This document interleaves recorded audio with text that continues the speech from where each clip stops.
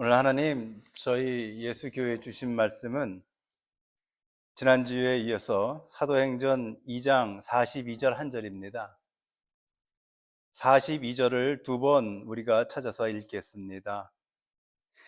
한 목소리로 읽겠습니다. 시작. 저희가 사도의 가르침을 받아서 서로 교제하며 떡을 떼며 기도하기를 힘쓰느니라. 한 번 더. 그들이 사도의 가르침을 받아서 교제하며 떡을 떼며 기도하기를 전혀 힘쓰느니라. 아멘. 오늘은 성도의 교제라는 제목으로 말씀을 나누겠습니다. 오순절날 우리는 이제 다 기억하시죠? 오순절날 성령이 임하고 난 뒤에 성령으로 충만한 베드로가 일어서서 많은 사람들 앞에서 말씀을 전했습니다. 유명한 베드로의 오순절 설교죠. 이날 베드로의 설교의 핵심은 십자가에 달렸던 그 예수가 하나님이셨다는 것과 그 예수에 붙어 살면은 구원을 받게 된다는 것이었습니다. 그때 많은 이들이 가슴을 치며 우리는 이제 어찌해야 하겠느냐라고 하소연했습니다. 그날 무려 3천 명이 회개하고 예수에게로 돌아왔지요. 오순절날 성령이 임한 이 엄청난 인류의 큰 사건, 그것의 핵심은 마가다락방에 120명의 제자들이 각 나라의 말로 방언을 한 것도 아니고 3천 명이나 되는 사람들이 회개하고 예수에게로 돌아온 것도 아닙니다. 오순절날 이 땅에 성령이 임한 그 결과물은 다른 것입니다. 그 결과물은 무엇이냐? 이 땅에 교회가 세워졌다는 것입니다.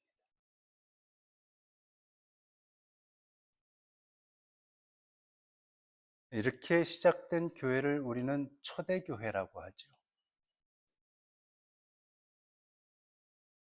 오늘 우리가 읽은 이 2장 42절은 초대교회가 어떻게 생활을 했는가, 그 교회의 모습을 읽을 수 있는 아주 중요한, 짧지만 중요한 자료입니다. 그 속에는 초대교회가 크게 네 가지를 했다고 합니다. 첫째는 교회는 가르치고 배우는 곳이었다라고 하는 것을 들려주고, 두 번째는 교제하는 곳이다 하는 것이었고, 세 번째는 떡을 떼며 음식을 나눴다는 것인데 성찬식입니다. 말씀을 드렸습니다마는 초대교회의 예배의 80%는 성찬식이었습니다. 그만큼 모든 예배의 무게를 다 가지고 있었다 하는 것이죠. 그 세 번째는 초대교회의 성도들은 기도했다. 교회에서 일어나는 여러 가지의 일들이 있습니다. 여러 가지로 말할 수 있습니다. 현대교회들은. 그러나 지금 2장 42절에서의 이 네 가지의 핵심은 교회가 반드시 해야 하고 반드시 이것을 탄탄하게 지킬 때 그 위에서 세워지는 많은 프로그램이나 많은 일들은 그때서야 가능한 것이죠. 이것이 무시되거나 이것을 제대로 하지 않은 상태에 다른 일들을 해서 교회가 은혜가 되는 것을 저는 이때껏 보지 못했습니다. 하다가 다들 이상한 잡음이 나고 시끄러워지는 것이죠. 네 가지는 단순한 것 같지만 매우 중요한 것이다 하는 것을 우리는 알게 됩니다. 지난 시간에 우리는 그 중에서 첫 번째, 교회는 가르치고 배우는 것이다에 대해서 말씀을 나눴었죠. 아마 기억하실 겁니다. 오늘 교회는 가르치고 배우는 것이다 하는 것도 오늘의 본문 말씀과 연결되어 있기 때문에 그 부분을 아주 짧게 정리하고 들어가고자 합니다. 초대교회가 세워졌었던 그 시대는 로마의 세상이었었죠.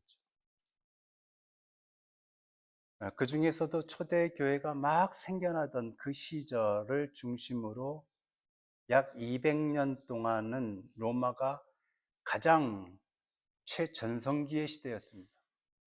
그것을 지금도 사람들은 팍스 로마나, 로마의 평화 이렇게 말하죠. 200년간의 최전성기의 그 빛나던 로마 말입니다. 이 로마의 평화는 강력한 군사제도, 정치제도, 사회제도 이러한 것들로 구축된 것이었죠. 그런데 그보다 더 근본적인 것은 이 로마의 평화 팍스 로마나는 로마가 강력한 지식 집단이었다는 것.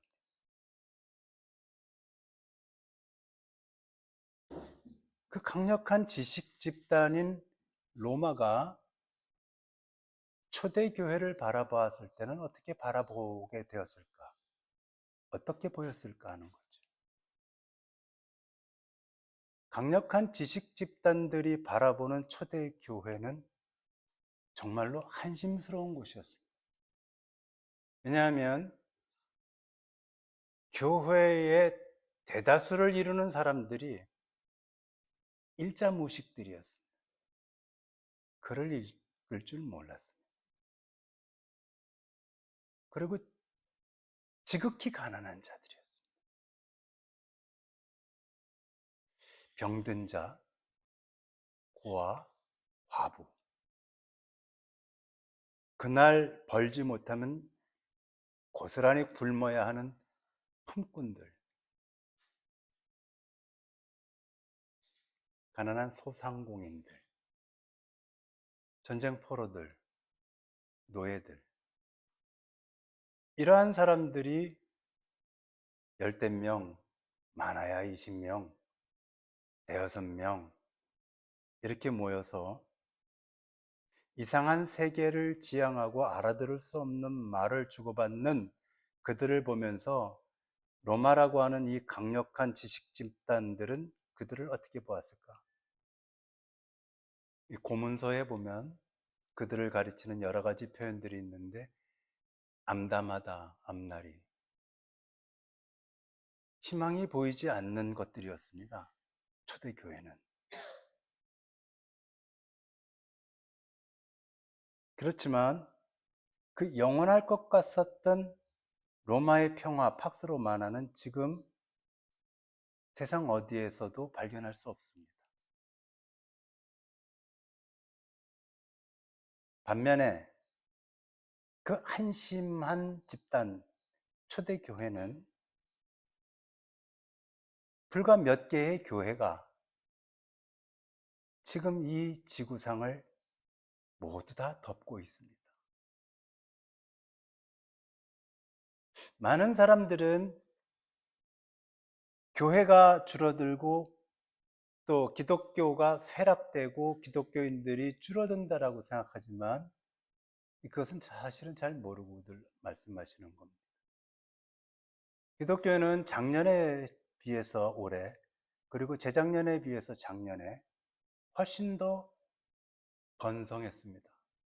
교회 수는 많이 늘어났고 지구촌에 성도들의 숫자는 지구 인구의 평균 출산율을 앞서고 있습니다.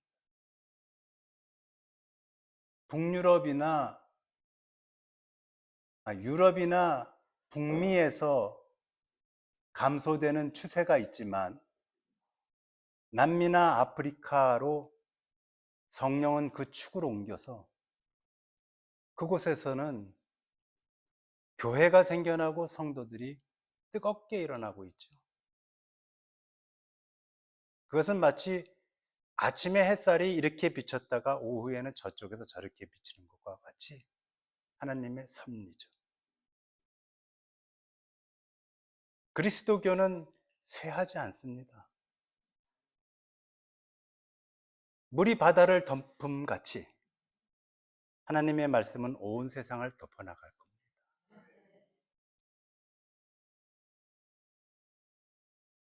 그리스도교가 로마의 평화를 이기고 그리스도의 평화를 이 세상에 들고 나와서 온 세상을 덮게 된 것, 그 이유는 여러 가지가 있겠지만 오늘 2장 42절에 있는 말씀에 비춰서 보면은 교회는 하나님의 나라와 그 하나님의 나라에 도착하게 되는 구원자 예수 그리스도를 가르치는데 한 번도 쉼 없이 쉬지 않았다는 거예요. 교회는 반드시 가르쳐야 합니다. 몰랐던 것을 가르치고 몰랐던 성경적 내용을 가르치고 새로운 적용과 묵상을 가르치고 가르치는 것입니다. 늘 새로운 것을 배우는 것이죠. 더불어서 교회는 배우는 곳입니다. 배움의 첫 번째 조건은 공부를 못했던 저는 이런 말 할 자격이 없습니다만은 순진한 마음입니다. 순수한 마음이죠. 머리 좋음이 아니라. 특히 교회는 그렇습니다. 어린아이 같이 순진하고 순수한 마음은 진리를 마치 스펀지가 물을 빨아들이듯이 빨아들이죠. 저는 여러분들이 어린아이 같이 순수한 사람들이 되기를 2026년에 축복을 드립니다. 이처럼 초대교회의 제일 첫 번째는 가르치고 배우는 것이다. 오늘의 주제는 성도의 교제입니다. 두 번째, 교회는 성도의 교제하는 곳이다. 우리가 사도신경에서 고백을 했습니다마는 우리는 믿되 뭘 믿느냐? 성도의 서로 뭐를? 교통하는 것을 믿는다 할 때의 교제예요. 이 교제가 얼마나 중요하면 사도들은 이 교제에 대해서 아주 많이 가르쳤습니다. 공을 들여서 가르쳤습니다. 그래서 사도들이 가르친 것을 그대로 요약을 해서 사도신경이 생겨난 것인데 그 사도신경에 성도의 교제라고 하는 부분이 들어있어요. 아주 중요한 신앙 고백과 어깨를 나란히 하고 있는 것을 사도신경을 여러분들이 고백하다 보면 알게 됩니다. 성도의 교제는 무엇인가?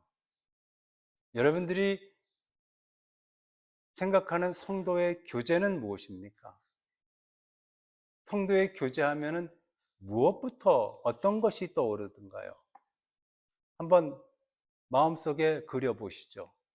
지금 생각나시는 분 계십니까? 성도의 교제하면 난 이게 제일 먼저 떠오른다. 제니스님, 서로 사랑하는 거 상당히 크게 잡고 가시네요. 그렇게 추상적으로 크게 구체적으로 떡을 떼는 거? 성도의 교제 뭐예요? 어떤 거? 그러게 서로 밥 먹는 거. 이거 중요하죠. 성도의 교제 밥 빠지면 안 되잖아요. 커피 마셔야 되잖아. 또 성도의 교제 하면은 저것도 되게 상당히 어째 예.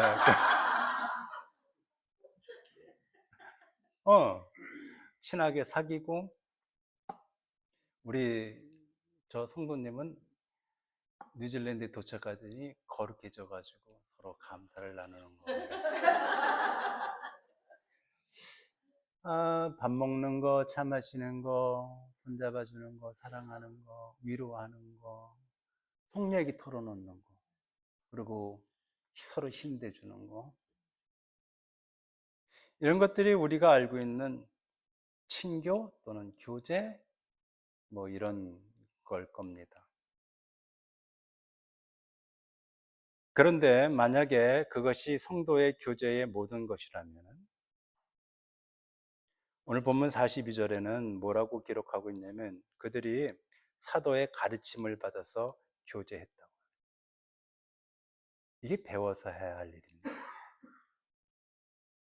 교회에 모아놓으면 서로 마음 맞는 사람들끼리 서로 친하게 잘 지내고 또 집도 방문하고 밥도 먹고 서로 이렇게 사랑하고 서로 비밀 얘기 터놓고 하는 거, 그거 사도들로부터 배워야 하는 겁니까? 그걸 꼭 배워야 되는 겁니까? 그거는 그냥 자연스럽게 되는 것이 더 좋은 거 아닐까요? 자연스럽게 되는 일입니다.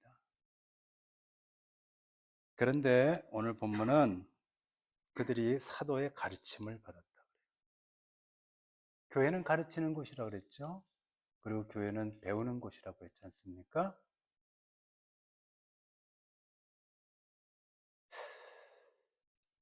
사도들이 무엇을 가르칠 게 있었을까? 교제에 대해서. 일반적으로 교제에 대해서 알고 있었던 그들을, 우리나 마찬가지일 텐데, 그들도 역시 사이좋게 지내는 거, 사랑하는 거, 위로받고 위로 주는 거, 이런 거 정도는 다 알고 있었던 인생사들이에요. 다들 인생들. 그들에게 이 교제를 가르쳐 줘야 되고, 그들은 또 무엇을 배웠을까? 교제에 대해서. 오늘 본문에 나오는 교제는 원어가 코이오니아입니다. 많이 들어보셨죠?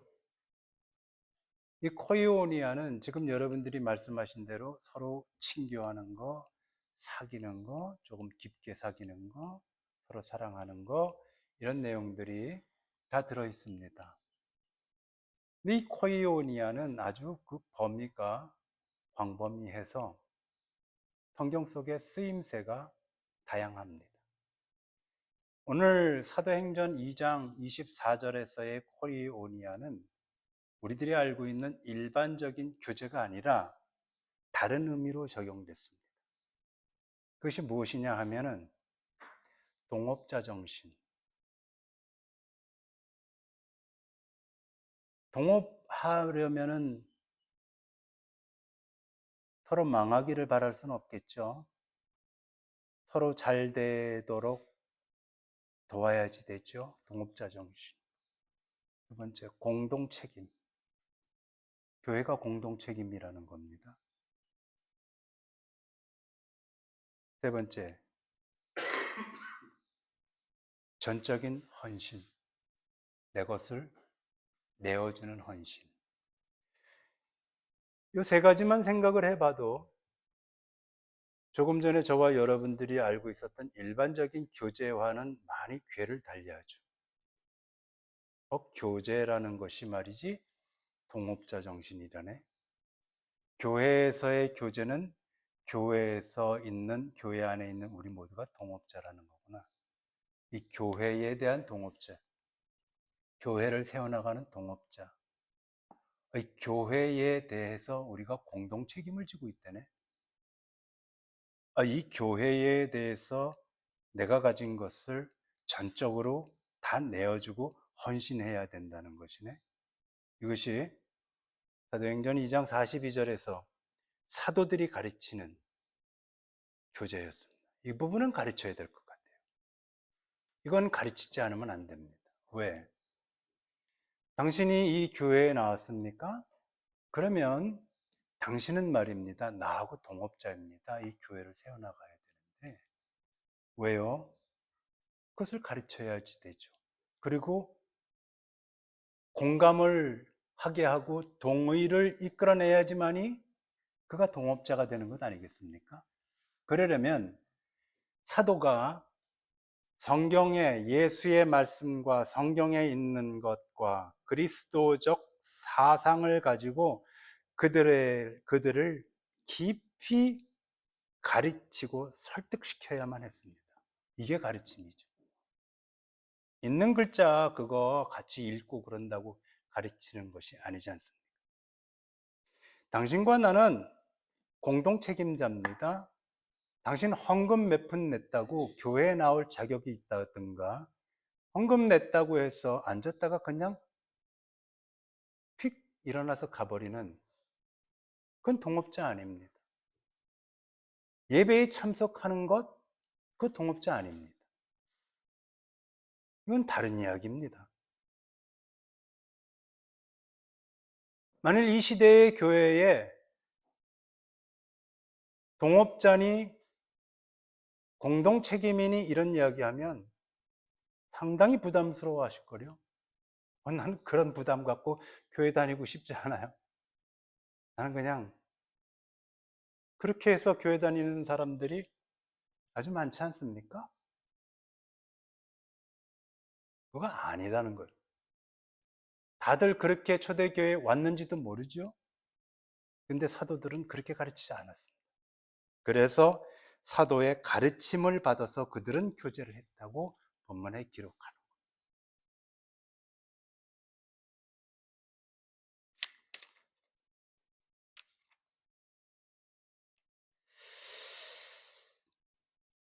그 가르침을 받았는데 그들이 어떻게 어떤 모습으로 자신들의 교제, 교회를 공동 책임, 동업자적인 정신으로 헌신하며 그들이 나갔는가 하는 것에 대한 현상이 44절부터 46절까지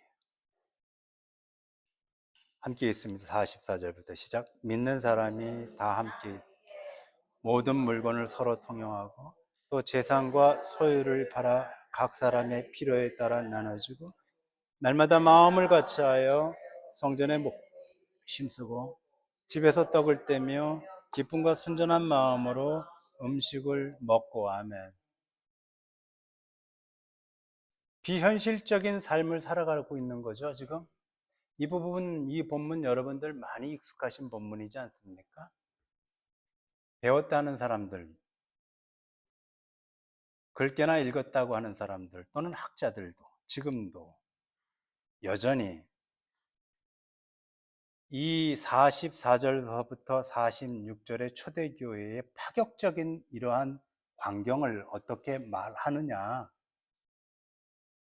그것은 그들이 처음으로 교회에 모이기 시작하면서 신앙에 들뜬 열기,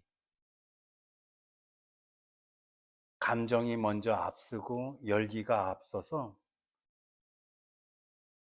그래서 내 것도 그냥 네 거야, 이거 다 가져, 그렇게 했다는 겁니다. 그럴 수도 있겠다. 또 가장 많이 나오는 말은 이때의 사람들은 예수가 승천하시면서 다시 온다는 그 시점을 한 달이나 두 달, 1년이나 2년 정도로밖에 보지 않았다. 예수가 몇 개월 후면은 오실 텐데 지금 내가 집 갖고 있는 게 뭐 중요하냐? 그때 심판받을 텐데. 이단 사이비들이 뉴스에 나오거나 신문에 나오면 그런 짓들 많이 하고 다 함께 떼주고 하지 않습니까? 그걸 여기다 갖다 붙여서 그런 현상이다 이렇게 얘기하는 거예요. 왜냐하면 44절서부터 46절은 우리가 아무리 생각해 봐도 지금 저와 여러분이 가지고 있는 내 것, 이거는 내 거야, 그건 네 거야 라고 하는 거에 익숙해져 있는 현대 우리들은 도저히 이해해 먹을 방법이 없습니다. 내가 이해가 안 되니까 다른 쪽으로 해석을 자꾸 하고자 하는 거죠. 그러나 말입니다. 이 본문은 하나님의 말씀이에요. 오류 없는 하나님의 말씀이에요. 하나님은 인간의 들뜬 열기나 잘못된 착각으로 인한 행위와 말과 행동들을 마치 진리인 것처럼 성경에 기록한다 안 한다 하지 않는다 이 말이에요. 그러면 그 하나님을 어떻게 따라갑니까, 우리가? 인간의 들뜬 열기, 잘못된 착각, 그 행동들을 마치 진리인 것처럼 44절과 46절 사이에 하나님께서 담아 놓으셨겠냐? 아니죠. 그럴 리는 없죠. 그러므로 이 말씀은 무엇과 연결이 되느냐 하면 42절에 사도들의 가르침을 받아서 가르침을 다 받고 난 뒤에 아, 이런 것이로구나. 내가 몸담고 있는 교회에 나라는 존재는 이러한 존재이어야 하는구나 하는 것을 그들이 아주 분명하게 배웠다는 거예요.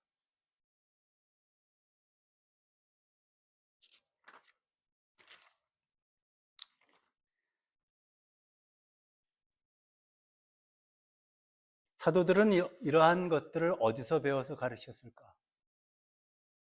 지난주에 우리가 말씀을 나눴습니다만은 사도들은 누구로부터 배웠다고요? 예수님으로부터. 예수님으로부터 3년 동안 따라다니면서 배웠습니다. 예수님으로부터 함께 따라다니면서 그들은 하나의 예수 공동체를 이루고 있었죠. 단체 생활을 했습니다. 교회의 모형이죠. 제자들은 그 교회의 모형 예수 공동체가 어떻게 수년을 지속할 수 있었는지, 그리고 어떻게 파워풀하게 되었는지를 예수를 따라다니면서 낱낱이 보고 경험했습니다. 자신들이 보고 경험한 공동체의 일원이 된다는 것, 그리고 그곳에서 그 일원으로서 살아가는 행위가 무엇인지를 정확히 볼 수 있었어요. 그래서 그들은 초대교회 성도들에게 교제에 대해서 가르칠 수 있는 근거가 된 거죠. 한 예를 제가 한번 들어보겠습니다. 여러분 저와 함께 누가복음 8장으로 가보실까요? 누가복음 8장 1절에서 3절입니다.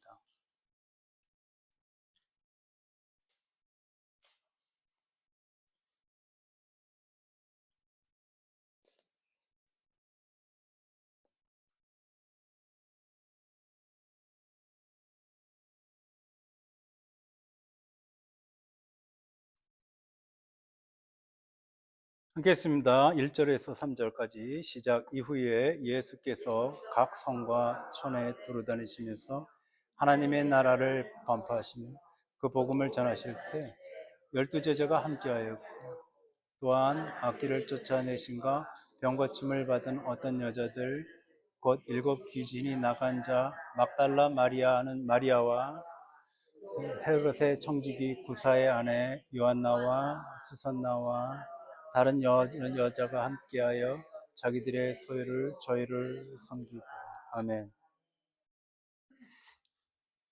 오늘 본문을 보면 예수를 따라다닌 것은 12제자뿐만이 아니었구나. 말고도 여러 명의 사람들이 있었구나. 이게 아주 대가족 예수 공동체였구나. 적어도 20명이나 또 20명이 넘는 대가족이었구나 하는 것을 알게 돼요. 예수는 그렇게 측근들을 데리고 다녔습니다. 함께 따라다녔죠. 그들이 수년을 함께 그렇게 공동생활을 했습니다. 근데 여러분이나 저나 알고 있는 것처럼 예수님에게는 돈벌이가 있었습니까?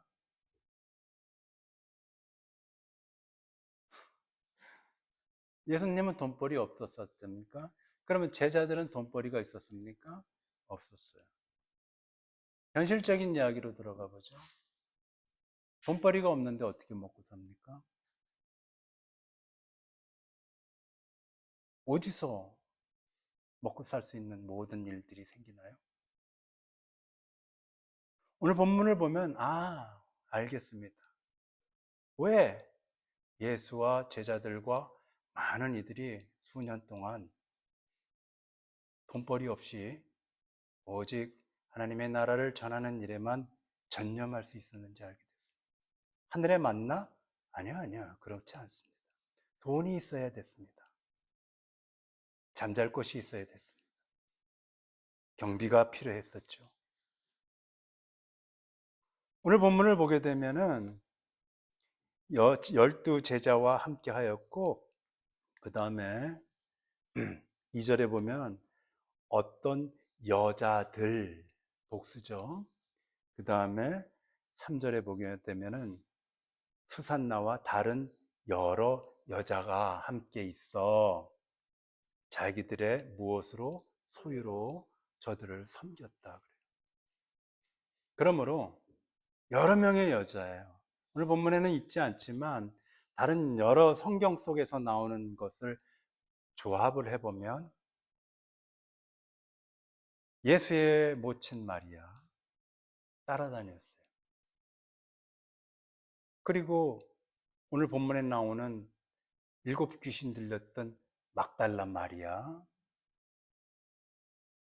그리고 병 고침을 받은 다수의 이름 없는 여인들, 그리고 헤롯 왕의 금고지기인 아주 고위 공무원의 부인 요한나, 그리고 수산나와 뭇 여인들 많지요. 제가 보면은 20명은 무조건 넘는다. 자, 그럼 20명이 넘는 30명 가까이 되는 사람들, 우리 정도라고 하자고요. 그러면은 저는 돈을 못 벌어요. 벌이가 없습니다. 그리고 여러분들 중에 저와 함께 핵심적으로 열심히 일을 하고 빨빨거리고 돌아다녀야 되는 사람들 돈벌이 못합니다. 돈 벌 시간이 없어요. 그러면 우리들의 3년 동안에 먹고 자고 사는 건 누가 책임져요? 동업자들, 공동 책임진 자들, 헌신을 요청받은 사람들. 이게 교제라는 거예요. 이게 교제라는 거예요.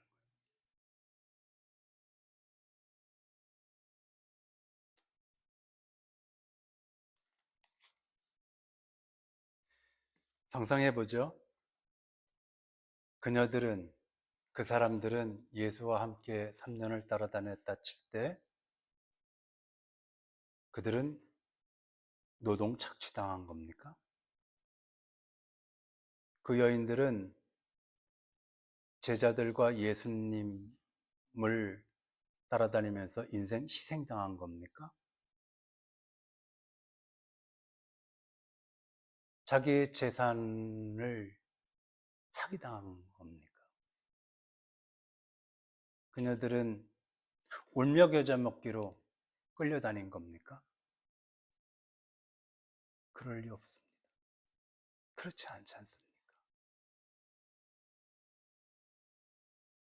그들 중에 대부분은 목숨을 걸고 예수의 빈 무덤을 찾아갔죠.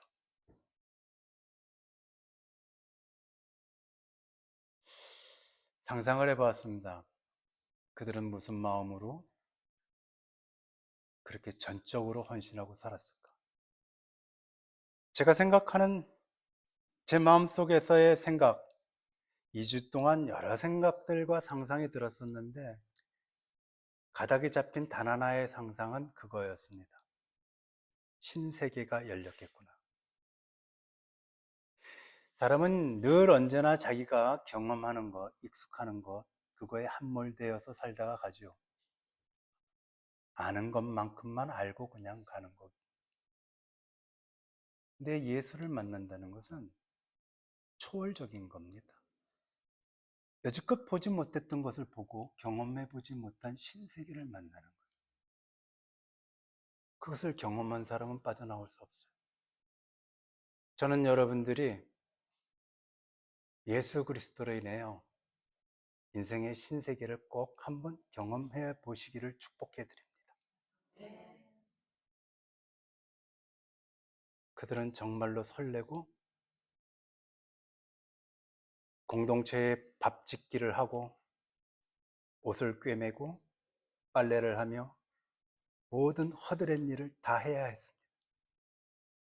그녀들은 알고 있었을 겁니다. 저 12명의 제자들이 얼마나 마음속에 흑심을 품고 예수를 쫓아다니는지를 알고 있었을 겁니다. 저 베드로 저거 허당이야. 잘난 체만 하지. 저 요한 자리 욕심밖에 없어 저거. 그럼에도 불구하고 그 여인들의 목소리, 평가, 그들의 생각은 성경에 단 한 줄도 기록되어 있지 않습니다. 그들이 바보입니까? 그럼에도 불구하고 그들은 밥해내고 자신의 것을 다 털고 헌신하며 살았습니다. 그것을 이 12제자 갈릴리 것들이 다 보고 배웠습니다. 그리고 성령 받고 나니 그들은 성도의 교제를 가르치기 시작합니다. 무엇을 가르쳤는가? 자신들이 예수를 따라다니던 그 시절에 예수 공동체, 그 공동체를 세워나갔었던 수많은 사람들의 모습을 반드시 기억해냈을 겁니다. 그리고 초대교회의 교제란 바로 이것입니다라고 그들이 경험했었던 것을 교육, 교재로 삼아 사용했을 것이 분명합니다.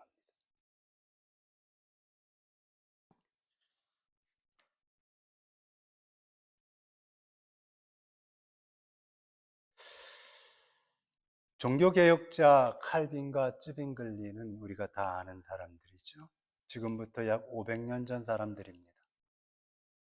그들은 로마 카톨릭의 부패, 부정직, 그리고 성경의 오류에 대하여 불같이 일어선 종교 개혁자들이죠. 그들이 주장했었던 그 개혁의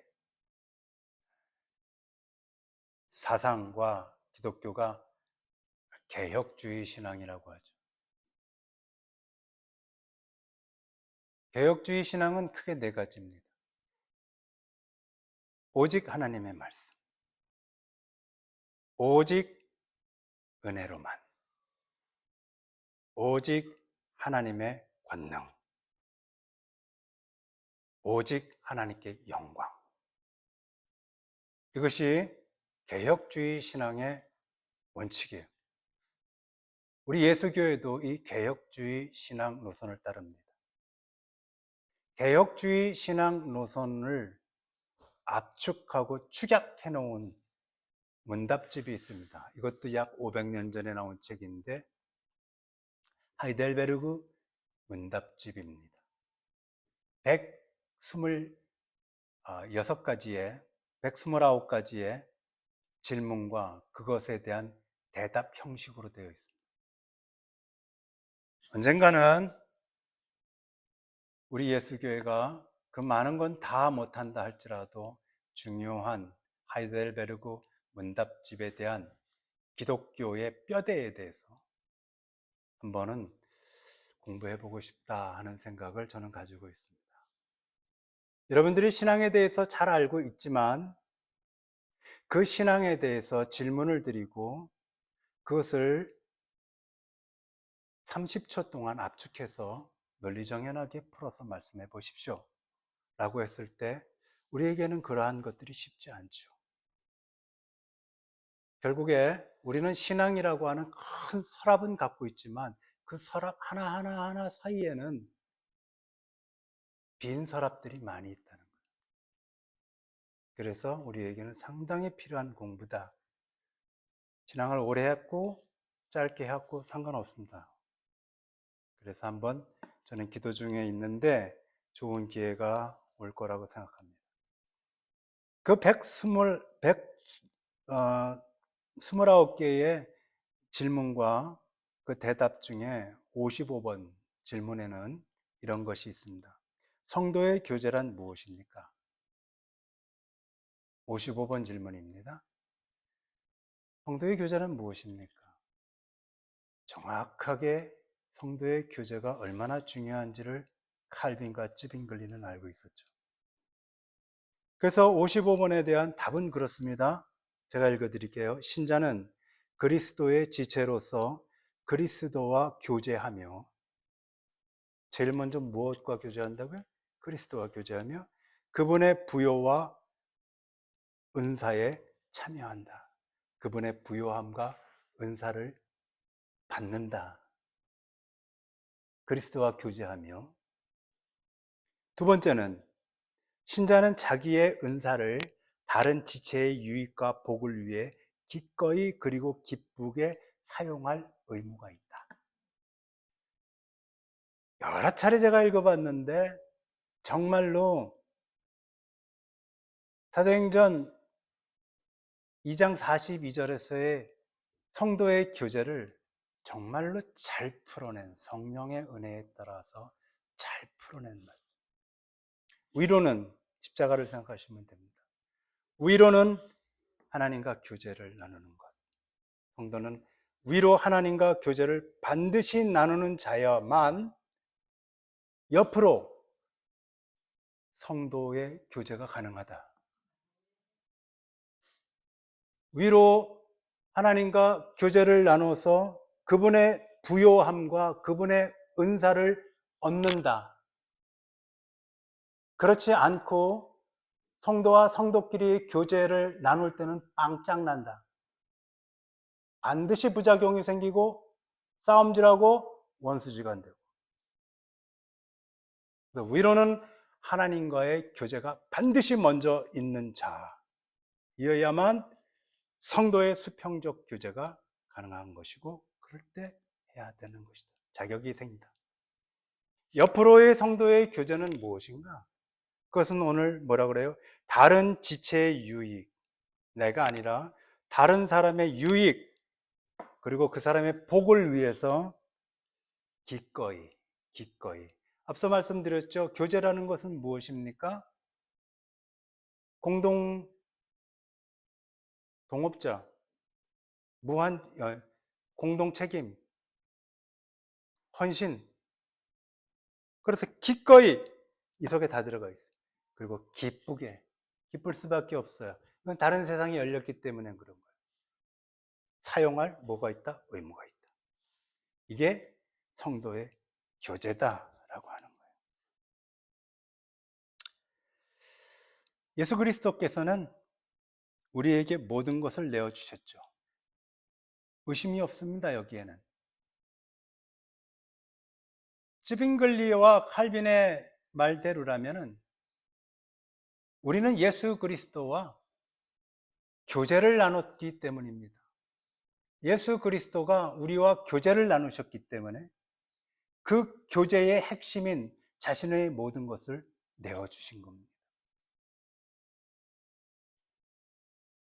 이제 예수 그리스도는 우리에게 요청하죠.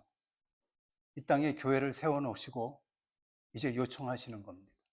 너희들도 교제를 나누라. 좋은 사람끼리 몰려다니고 밥 먹고, 물론 그건 다 교제야. 행복해, 기쁨이야.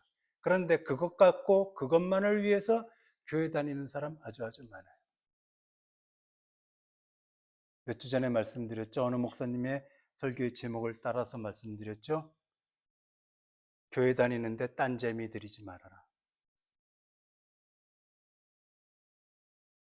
예수 그리스도께서 우리들에게 모든 것을 주신 그 교제의 방식대로 이제 세워진 교회 안에서 너희들은 너희들끼리의 교제를 세워라. 이것이 바로 우리 예수교회가 건강하고 복된 교회가 되어가는 첩경입니다. 지름길이에요. 교제에 관한 여러분들의 생각을 오늘부로 다 정리하시고 온전한 교제를 나누는 멋진 예수 교회가 되기를 축복해 드립니다. 기도드리겠습니다. 거룩하신 하나님, 이 세상에 보내주셨던 아들 예수 그리스도가 다시 하늘 보좌로 오르시고 난 뒤에 세상은 더 이상 예수님을 눈으로 볼 수도 없고 만질 수도 없게 되었지만 하나님은 이 세상에 교회를 세워주심으로 보이지 않던 예수님을 보게 하시고 만질 수 없는 예수님을 만지게 해주셨습니다. 그리고 더욱더 풍성한 은혜를 공급받게 해주셨습니다. 하나님 고맙고 감사드립니다. 오늘은 초대교회의 4가지 모습 중에서 성도의 교제에 대해서 배웠습니다. 같은 교인들끼리 서로 친하게 지내고 같이 먹고 마시며 의지하는 것만이 성도의 교제가 아니라 서로를 책임지며 나의 것으로 채워지며 교회의 공동 책임자요 동업자적 정신으로 함께하는 것이 진정한 성도의 교제라는 것을 배웠습니다. 예수교회가 흔한 성도의 일반적인 교제를 넘어서서 위로는 하나님과 교제를 나누고 옆으로는 성도를 세우고 살려내는 참된 교제의 교회가 되게 해 주십시오. 우리들에게 모든 것을 내어주신 예수의 사랑이 우리를 향한 교제였음을 기억하게 해 주십시오. 감사드리며 이 시간에도 연약한 우리를 위해 교제를 이루어 가시는 예수님의 이름으로 기도드렸나이다. 아멘.